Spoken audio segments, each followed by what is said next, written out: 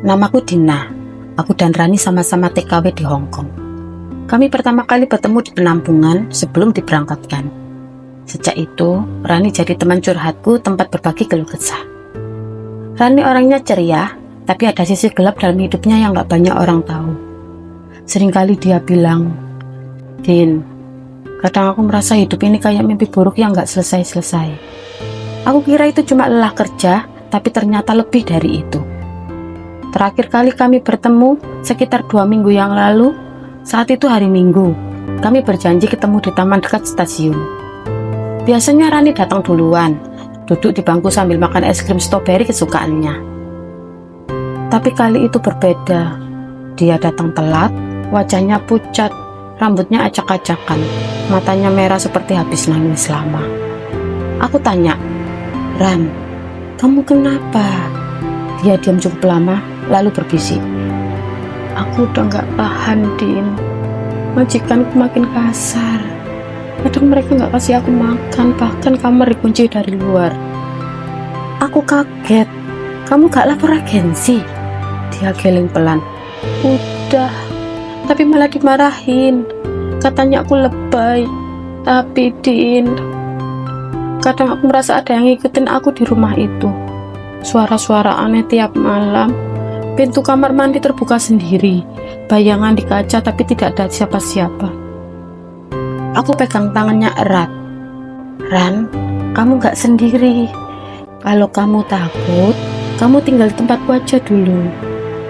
Tapi dia cuma senyum kecil. "Terima kasih, Din. Tapi mungkin aku harus pulang saja. Pulang selamanya." Setelah pertemuan itu, aku gak pernah lihat Rani lagi.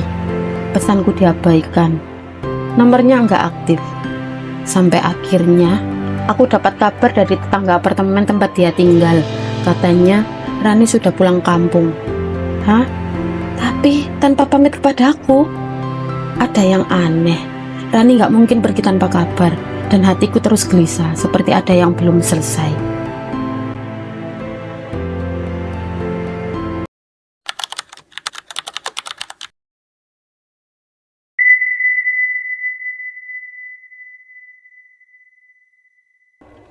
Seminggu setelah Rani menghilang, aku memutuskan untuk datang langsung ke tempat kosnya. Apartemen tua yang letaknya di gang sempit kawasan Sam Sui Po. Tangga bangunannya lembab, bau apek menyengat, dan cat tembok mulai mengelupas. Aku naik ke lantai 3, lalu mengetuk pintu kamar 17 tempat Rani tinggal. Tapi yang membukakan pintu bukan Rani, melainkan seorang nenek tetangga kamar. Rambutnya putih, matanya sayu. Dia menatapku lama sebelum berkata, "Cari si Rani ya?" Aku mengangguk dan nenek menjawab pelan, "Dia udah pulang kampung, katanya gangguan jiwa." Aku tercengang. Rani memang sering cerita soal tekanan di tempat kerja, tapi gangguan jiwa? "Nenek tahu kapan dia pergi?" tanyaku. Nenek itu diam sebentar lalu berkata, "Dia udah gak kelihatan dari 2 minggu lalu. Tapi pas kamar itu dibuka, hanya ada selembar kertas. Katanya untuk kamu." Aku tercengang. "Untuk saya?"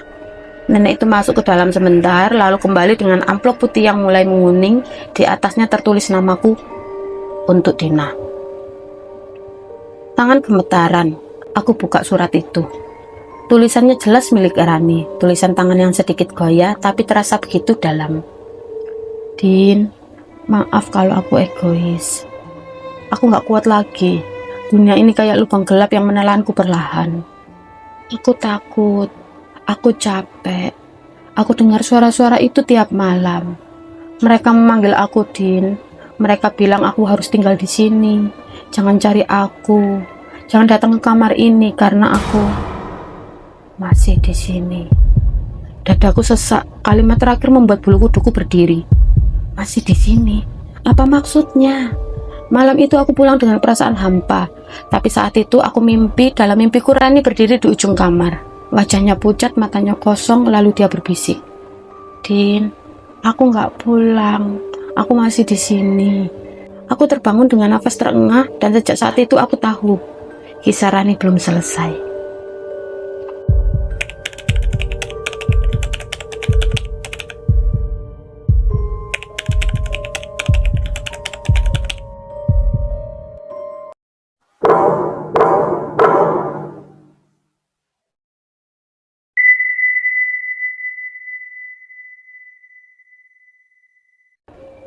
2 hari setelah aku terima surat dari Rani, aku masih terus dihantui mimpi-mimpi aneh. Bayangan Rani, wajah pucatnya, suara lirihnya yang berbisik, aku masih di sini. Rasa penasaran dan rasa bersalah membuncah di dada. Aku tahu aku harus kembali ke kamar 17. Ada sesuatu yang belum selesai di sana. Aku kembali ke apartemen itu saat siang hari. Tangga bangunan masih lembab, tapi kali ini aku membawa senter kecil dan keberanian. Nenek tetangga tidak tampak. Pintu kamar nomor 17 terkunci. Tapi jendela kecil di dapur agak terbuka. Aku panjat pagar belakang dan masuk lewat jendela itu. Begitu masuk, hawa dingin menyambut. Bukan dingin biasa, tapi dingin yang menggigit tulang. Ruangan berantakan, kasur tipis masih tergulung di pojok. Lemari kayu berdiri dekat jendela. Tapi ada satu hal yang langsung menarik perhatianku. Lemari itu, pintunya terbuka sedikit. Seperti ada yang mengintip dari dalam. Aku dekati perlahan-lahan, jantungku berdetak tak karuan. Tanganku gemetaran saat meraih gagang pintu lemari. "Kamu di sana, Rani," bisikku, walau tidak yakin apa yang sebenarnya ingin kutemukan. Tiba-tiba, brak. Pintu lemari terbuka lebar, isinya gelap, kosong, tapi bau aneh menyengat dari dalam. Bau lembab bercampur anyir. Aku sorotkan senter dan menemukan potongan kain seragam yang sangat familiar. Itu milik Rani. Aku mundur pelan, tapi saat itulah suara ketukan pelan terdengar dari dalam lemari. Tok. Aku terpaku, tubuhku tidak bisa bergerak. Suara itu semakin jelas, lalu disusul bisikan. "Kenapa kamu datang, Din? Aku kan sudah bilang, jangan kesini." Aku berbalik dan lari sekencang mungkin keluar dari kamar itu. Tapi sebelum melompat keluar lewat jendela, aku sempat melihat bayangan samar seperti seseorang sedang duduk meringkuk di dalam lemari, menatapku dengan mata kosong penuh luka.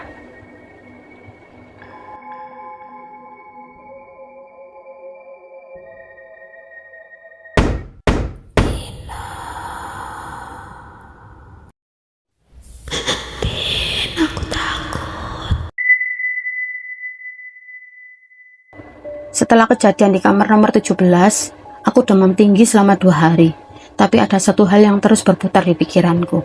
Bayangan di dalam lemari itu bukan halusinasi dan bisikan Rani. Itu nyata. Aku nekat kembali ke apartemen, kali ini membawa pemilik gedung.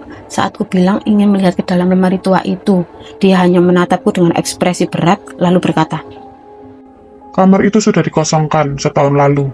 Setelah si gadis itu ditemukan tidak bernyawa terkunci dalam lemari." Aku terdiam. "Apa maksudmu, Rani?" Pemilik gedung mengangguk pelan. "Iya, dia Rani. TKW yang katanya sering melamun. Malam itu dia mengurung diri dalam lemari. Katanya sedang bersembunyi dari suara-suara.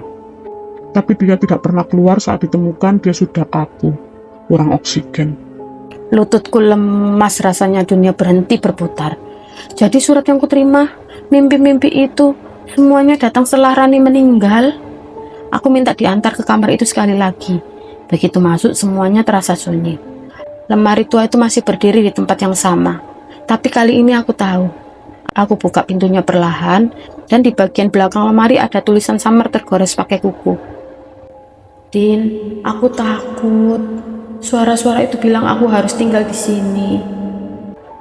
Tangisku pecah. Rani tidak dibunuh orang lain. Dia dibunuh oleh pikirannya sendiri, oleh sepi, oleh delusi, oleh rasa takut yang tidak pernah ia bagi ke siapapun, termasuk aku. Saat aku meninggalkan kamar itu untuk terakhir kalinya, aku merasa langkahku ringan, karena untuk pertama kalinya Rani benar-benar pulang. Terkadang, luka terdalam adalah yang tidak terlihat. Dengarkanlah sahabatmu, peluk mereka saat mereka diam. Jangan sampai mereka merasa sendiri dalam lemari gelap yang bernama kesepian.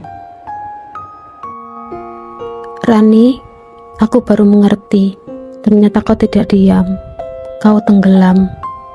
Aku ada di sampingmu, tapi tidak benar-benar melihatmu. Matamu kosong, tapi aku sibuk memalingkan wajah. Dan saat kau menulis, 'Din, aku takut,' aku sedang terlalu tenang untuk mendengarnya. Maaf, bukan karena aku tidak datang, tapi karena kau sudah lama pergi, bahkan sebelum lemari itu tertutup."